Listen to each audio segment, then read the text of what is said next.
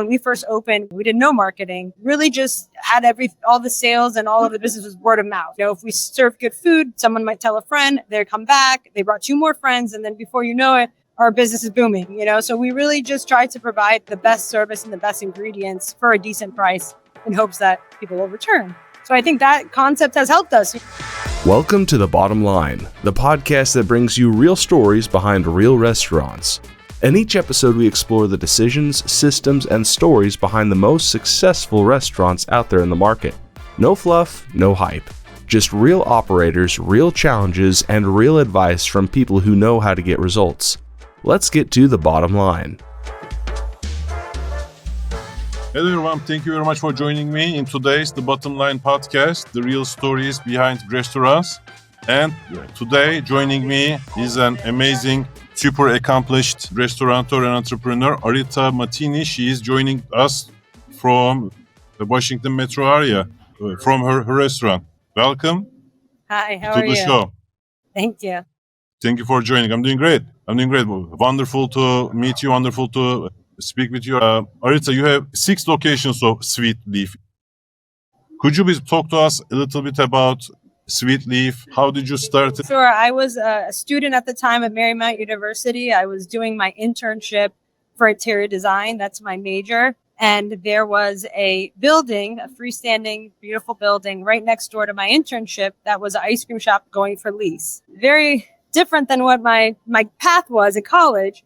But I thought that was such a good opportunity to have a restaurant there. Growing up in McLean, Virginia, being there since high school, elementary school, there was really nothing healthy and fast to eat in the community there. And I was commuting to school every day. So I was passing through Old Dominion, the street that our store is on. And I just thought, wow, what if we just had something that was better than Subway, that was fast, had good food, you could eat it every day. You're not going to gain weight and you're going to feel good about yourself. And I knew there was a need for it. Of course, I took that idea to my parents and they hated it. And they thought, what are you thinking? You're in school for interior design. You're in your last year, stay focused. The restaurant business is hard. All the things that your parents would tell you when you want to open up a business.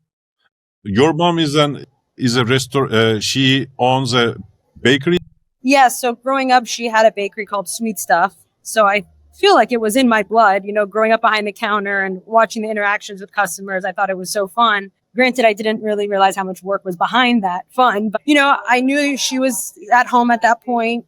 She wasn't working. And I thought that she could help me kick this, restaurant idea off if they were on board, But at first, they didn't like the idea, of course. But I was able to manage to get my mom and my dad and my brother to come look at the location. It was a beautiful building going for lease. This ice cream shop was going out of business. Honestly, they saw my vision, which I'm very grateful for. They knew that there was opportunity to have a successful restaurant based off of the fact that we were from that area. And we knew that there wasn't much to eat out there. I think when we opened, there was only 2 McDonald's and 2 Subways, which is ironic that there was just 2 of both and nothing else. So when we went to the location, my family saw the ability to maybe open this and be successful with it. So when that day was, February 9th, we went there and 3 days later, we signed a lease in 2009. Wow. And 3 months later, we opened our first restaurant. And I was still going to college. So I was doing night school and then I was working in the restaurant during the day. Did summer classes to finish on time. And then, the rest is really history. After we opened our first location, there was really no looking back. And we just kept trying to open more and just, grow as fast as we could at the time where I think that fast casual concept was really blowing up in the area that we're in right now. So we're very grateful to get in so early on because now I think it would be very difficult to kind of enter that genre of food considering there's so much competition. And I want to show people like these amazing pictures. I love the menu. Oh, thank you. So Sweet Leaf, this is the website, sweetleafcafe.com. The menu, there are soups, sweets, drinks, shakes, smoothies. I think smoothies, salads, and sandwiches. Oh my God. And look at these pictures. Amazing. A lot of smoothies. And everything is like very reasonably priced as well. Yeah, but we're trying to give people affordable, healthy food. Amazing pictures, by the way. Just pops. You. Just pops. Wow. And the sandwiches. That's my favorite part. That's my favorite part too. They look very delicious. Thank And you. I want to show where the restaurants are. There are 6 of them, right? Right now, Yes. Arita? Yes. Alexandra is here. There's one in DC and, correct me if I'm wrong, 5 in Virginia. Yes. And here are the locations. I want to say this, like, I love the design. And these are not small locations, by the way. And is this like where the interior design? Yeah, I was able to use a little bit of it in the restaurants. A lot of space planning and Wow. creating it, but That environment, like, it gives a approachable vibe, clean and healthy, premium. I love the vibe of the locations. thank you. I want to show. Wow, these are some great same location. I'm in the same location. Which one is the first one? McLean, which will be, I think, further up. We go up, go DC. I believe it's right there. Down the third one. Third yeah, one, this that one. one. Yes. So the interior looks way different now. That was when we first were opening. Yeah. So we've probably updated the stores, each store about two times now since we've been in business. So yeah, that's the location. So, imagine this is an ice cream store going out of business. I thought, what better than bringing healthy food with this nice, patio and outdoor seating. So the dream came true there. It looks very clean. Yes. And like a homely, like it's inviting, and I love the landscaping and all that. The reason why I opened this one, not the fanciest one, is because this is where everything started in 2009. Yes. When there was an economical crisis, right? So you have Yes. gone through 2008, 2009, and then COVID. COVID must have because this is a lunch concept, right? Yes. Lunch and breakfast. By the way, the breakfast stuff, I forgot that. Breakfast all day. Look at breakfast items look very, very delicious. Like $7.29. I wish. Yeah, You guys those were- are not Miami prices. No, not at all.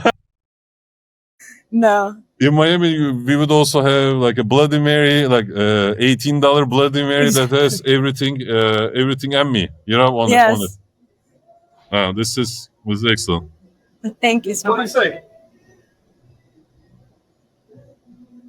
Talk to us about the challenges that you have faced. Like, talk to us about like what has changed in your area since you started this in 2000, and like how did the area transform?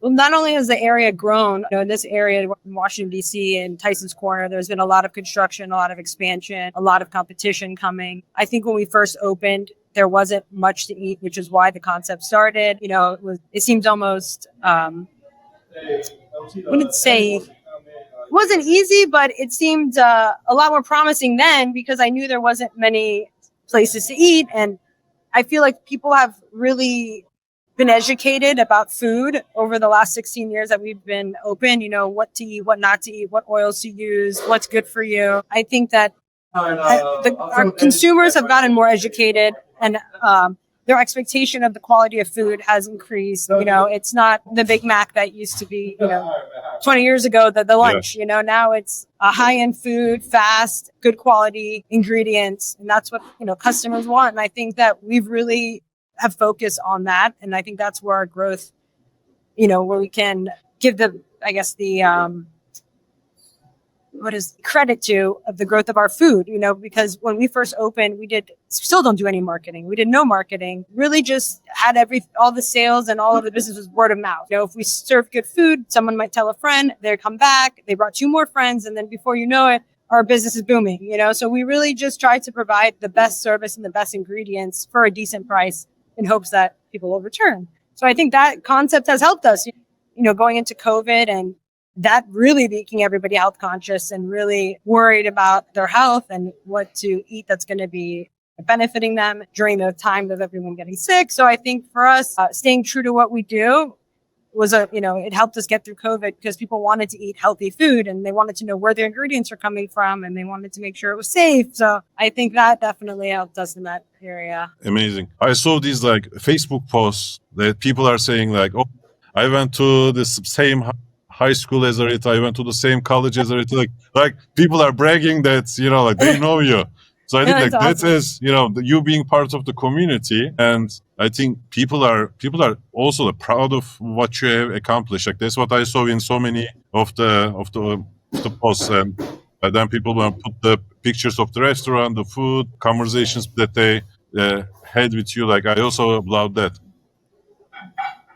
Given that uh, like food costs enormously like nowadays, and you are on the premium end of this, you can't compromise on the quality and the prices. Like they are very value oriented, which is a wonderful thing for the people in that area. How do you manage the profitability? Well, it's difficult because after COVID, everything from paper goods to the cost of food, everything has increased. The profitability is just finding more ways to make sales. It's not necessarily charging the customer more on that same item they got last week. It's just more about bringing in the volume. And I think that's what we focus on is, really growing other aspects of our business. For example, catering. That wasn't a big part of our business a couple of years ago. We put a lot of time into trying to get that area of our business growing. And that helps. And that's kind of where the profit will come in and kind of balance things out instead of just trying to charge somebody that one Caesar salad, another $1, where they're going to feel like they're getting ripped off. We just try to find other avenues of sales to kind of counterbalance the price increase all across the board. What did you learn since you started the catering side of the business? What did you learn that could be helpful to the folks? Catering takes a lot of relationship building. I think that that was the biggest thing that I learned. It's not like the customer who comes in for lunch that may not come back or who just, was in an office today and stopped by. I think catering, it's consistent. If you get the customer and you build that relationship and you stay connected, that, they're going to always maybe reorder from you because they have a specific relationship with you. They know they can rely on you versus them placing an order at a big company online and never seeing the face of whoever took their order. For me, I was doing, catering sales, going door to door, business to business, myself all this past year, just walking into every business I could get into that didn't have a security guard at the front desk and trying to give my menu to them and, really doing cold calls and anything that you would do back in the day to do sales. I tried all of it, and we definitely see an increase in our sales.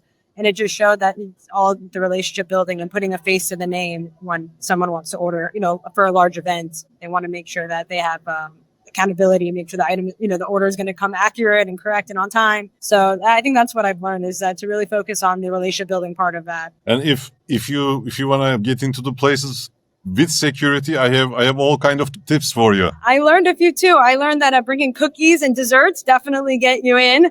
So I had, in the beginning, I was getting shut down left and right. And then I thought, how am I going to get in here? So then I started bringing desserts and coupons and gift cards. And before you knew it, they were handing out menus on my behalf all over the building. So it definitely, it was a learning curve, but we got there. So back in the day, maybe 10 years ago, I was an auditor at PwC, and Ford Motor Company was my client. So what happens is I go every year for like a few months. I do Ford, then I move to other engagements. And since I'm not there for like 6 months or something, they cancel my badge. And apparently it's like a one-day event to get a new badge. Like if you're like a new employee or like a new vendor, but it takes like 3 months to reactivate an expired badge. So, and I'm there for like 3 months or something like that. So like this is for the first like 2 months, my badge doesn't work. And like our admin pushes and pushes and pushes. And like she tells me, please give me a call. I will come in. And this is like, we are talking about Ford Motor Company's like HQ, which is like, tens of, 10,000 people. It's like you need to walk like a half a mile to get to the door to let me in. What I figured is, and I was smoking at that time. So I go out like every so often. I can't like every 2 hours, I can say like, hey, Kelly, could you please come and get me? So what I figured is, if I time it perfectly, like not too far from the person in front of me, not too close, not too far. If I time it perfectly, I can just sneak past, like basically tailgate others. That's what accidentally one day I went into another public company. Like two public companies are side to side, like side by side. There was like a snowstorm in Detroit, so I can't see like right in front of me. So instead of Dana, I went into Visteon. That's so And like because I'm wearing like a suit or something, Nobody's asking me like, who are you? You know, show me your badge. And I'm like all confident and all that. Yeah. That's what I realized is that if you feel like you belong, that they don't ask questions. You gotta just fake it till you make it. At Ford, I got caught by their like security director, like the highest guy security. And he's like, what's going on here? Who are you? And he was almost like going to apprehend me. Then I told him like, I'm an auditor. So he's like, oh, okay. You know? Yeah. That's awesome. Fun stories. So you found that, increasing the sales through alternative means, catering and all that, rather than, bumping up the menu prices is the way to go. That way, also that's a very smart way to like basically distribute the labor cost over a larger revenue base. Yeah. From a location standpoint, like one is in Washington, DC, what did you find that is working for your concept? What kind of a location, what kind of a demographic is working for your concept? When we first opened, we thought that being in the neighborhoods, being in a suburban area was the move. You got people all around, mothers that don't go to work, you got kids, schools. So we thought, hey, that's probably the place to be. So we opened one in McLean, we opened one in Vienna. These are both neighborhood communities. And then we realized, maybe it's, our lunch was our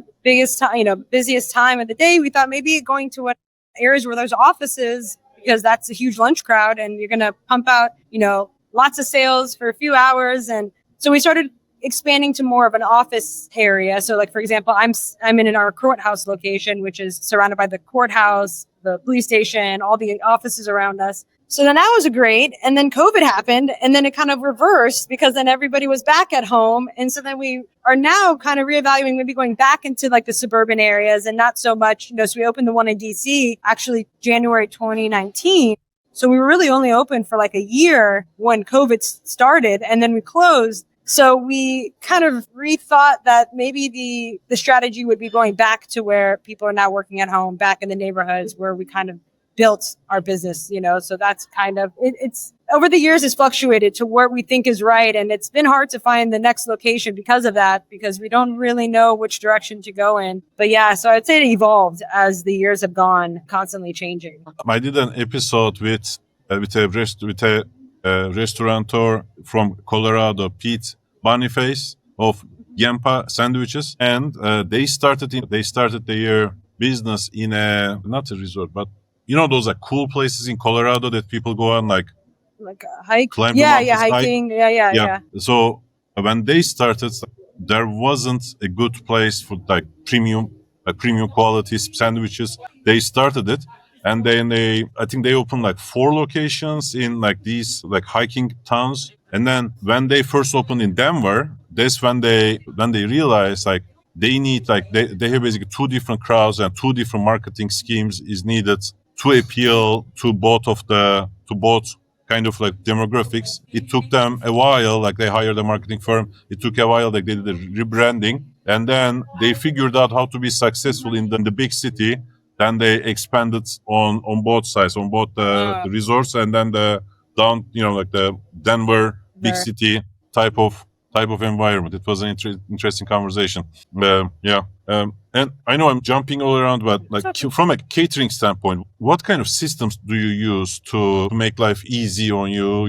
Like we can calculate the cost, get back to people fast. Like what can people learn from your experience? Well, we use Easy Cater, which I think really helped. Are you familiar with Easy Cater? Yeah. So they do all our delivery. So that really helped kind of take off the pressure of just getting the order on time. Taking that element away was already huge because now we're just focused on the food, making sure things look good, and we don't have to worry about delivery. So I would say partnering up with a third-party company in the beginning is very helpful, and they do a fantastic job managing that. Orders come in through email, you accept them, very streamlined process. So that was, and then once I was doing the sales, we started a CRM, so that way I could keep track of all of my contacts. And, with the CRM, it tells you when to email them. It sets up the email. So that definitely helps. So I would suggest, having a CRM for your catering contacts and keeping all of that organized definitely helps. So you have 6 stores, catering, delivery, and in-store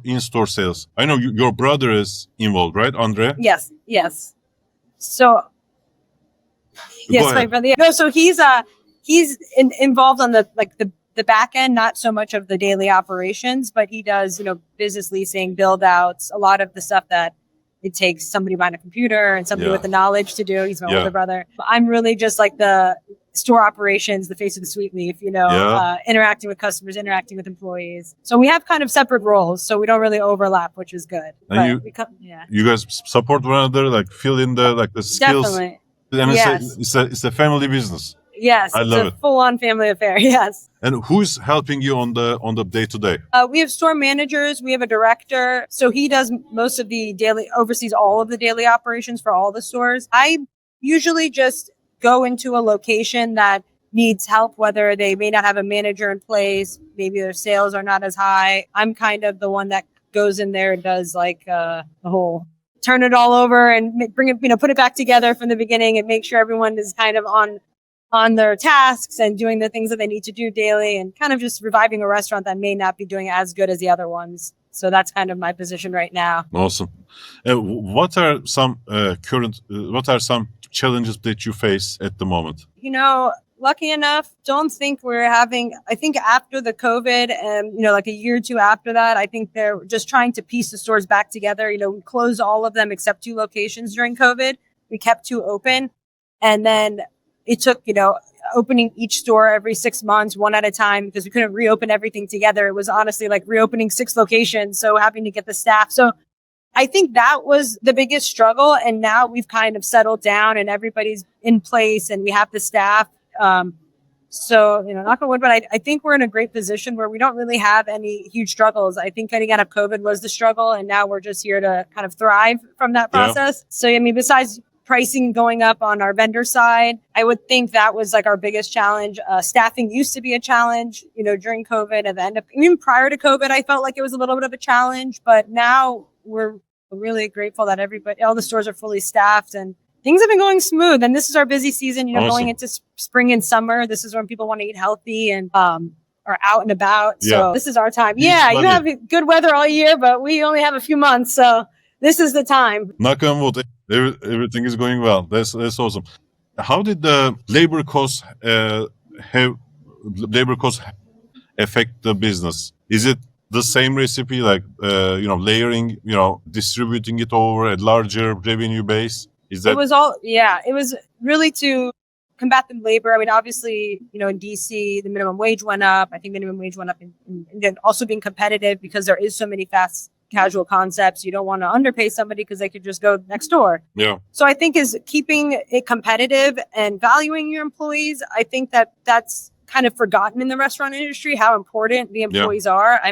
The success of our business is only to our employees, the people that are serving the food and their great service. That's like the main contribution to our success. I can tell you that this is a great menu item, but if you don't make it correctly, or if you're not making it, we're a customer because, it's all open. They can see everything and you look like you're in a bad mood. It's probably going to discourage the person from coming back. And I think that having a good staff and focusing on your team is really one of the top 3 things, I think, in the restaurant business. And I think that is something that we really try to do is support our employees like family. And this is from the website, the culture, our mission, based on family values, integrity, honesty, and dependability.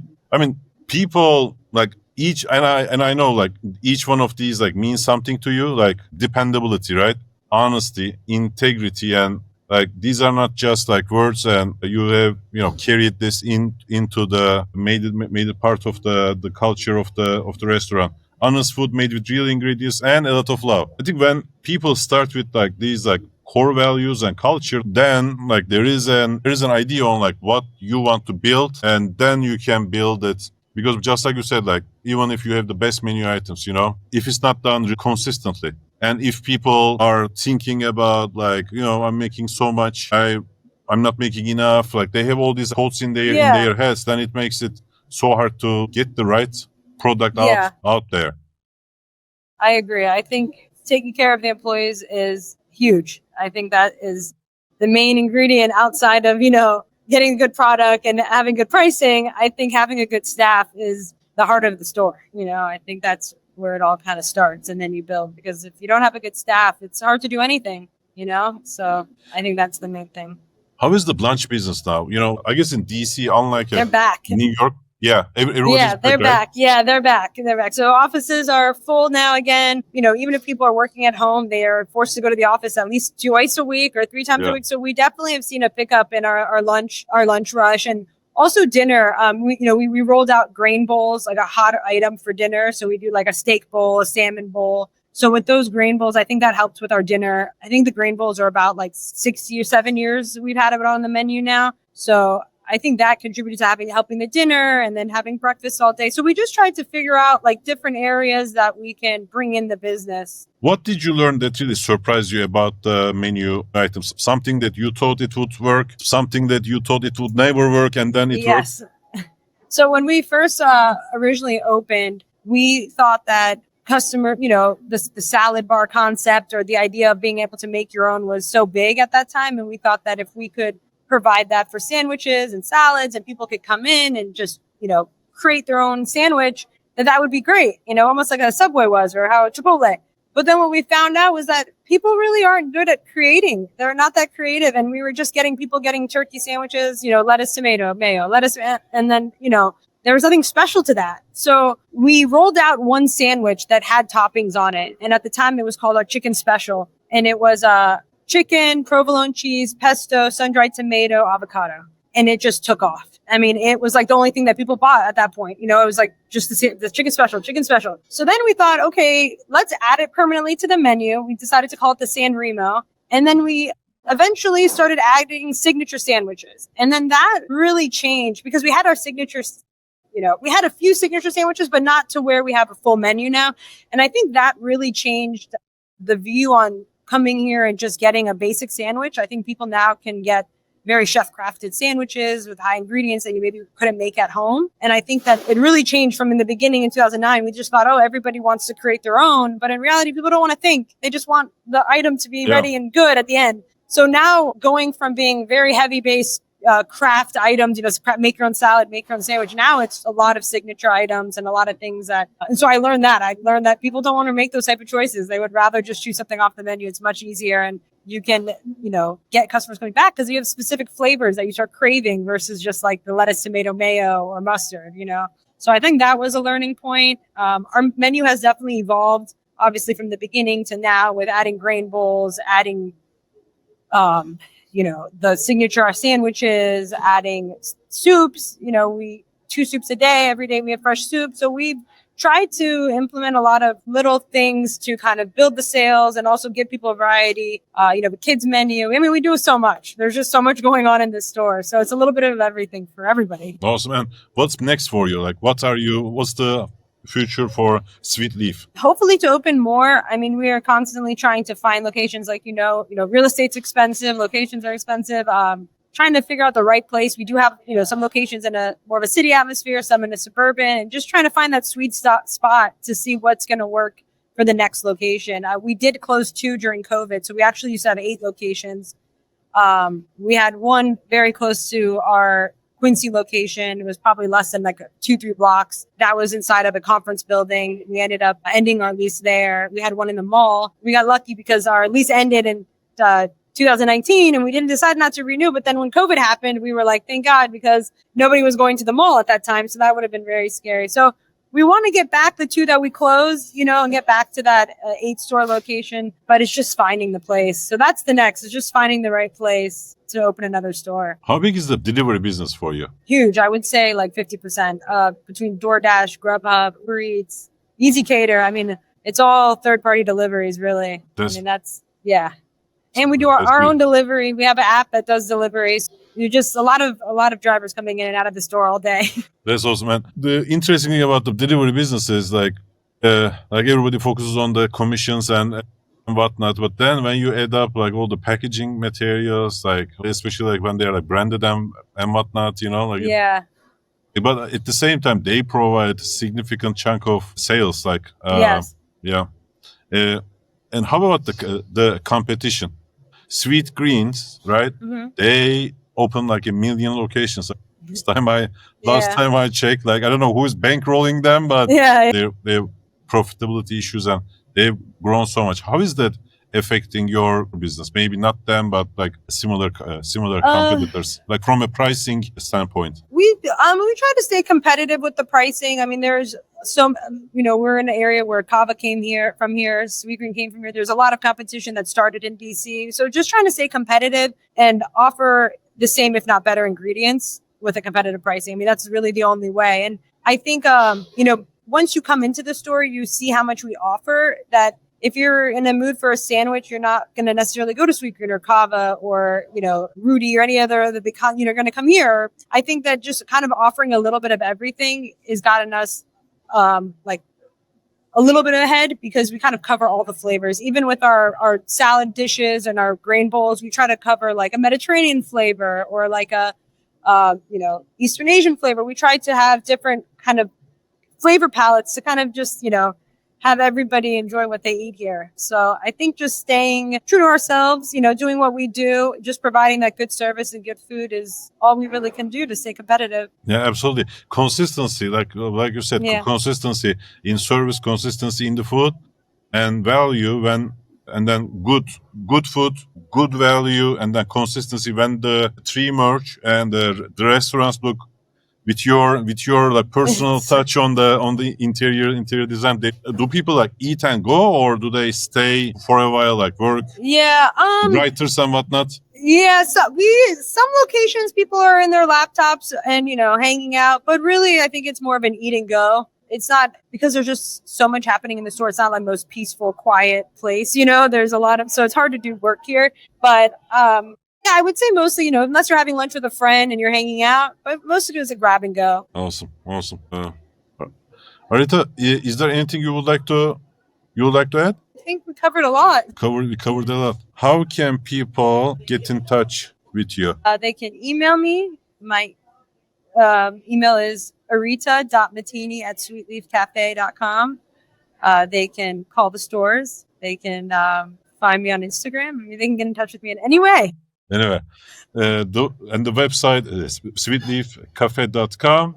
People can order online. Catering people, like attorneys in DC, all big DC offices. Area. Here you go. Don't even think about anywhere else. Yes, exactly. And the smoothies look very good as well. Congratulations. I know, you got to come to DC. You got to come to. By the way, yeah, I mean, huge success at a very young age. You thought about this despite all challenges that were thrown on your way. Created a beautiful concept that anybody can be super proud of. Thank you so much. Provide healthy eating options for the people, and 6 locations, catering, delivery, in-store, very nice environments. I mean, that's why I love restaurants. Like both, I did like heavy duty manufacturing, chemicals and stuff like that. And I would be like, do you know take a look at the axle in the car in front of us, like in the traffic. I've been to the plant that makes it. Nobody's interested. No, nobody's interested. I've been to the plant that makes like this and that in the car in front of us. Like nobody. Yeah. But like, it's not about the entrepreneurs, but restaurants are about the entrepreneur, the person behind the concept. And there is a story, because like, it's like a labyrinth, right? We can go into like business is like a labyrinth, and sometimes like there is no way out, and you basically like found a successful way. Like and I love the catering. Like you have 6 stores, you are making millions of dollars, and you yourself, you are going door to door, reaching out to people, making those connections. I love it. That's what this is all about. That's how it all started. It was, me, my brother, and my mom behind the line, so it's, you got to put in the elbow grease in order to get there. So it's been a good 16 years, and I'm very thankful. Arita, thank you so much for joining me today and all the wisdom that you shared in the show. I wish you great success, great continued success. I hope one day you will open one in. I hope so. And I will be the head of branch. I will fly down there and be the head of that store, because it's the best location. Awesome. Thank you so much. Thank you. Thank you for your time. Thanks for tuning in to The Bottom Line. If you found value in today's conversation, make sure you follow, share, and leave a review. Have a question or need a professional's opinion? Then be sure you reach out using the links in the show notes below. New episodes come out every other week, and until then, we will see you next time.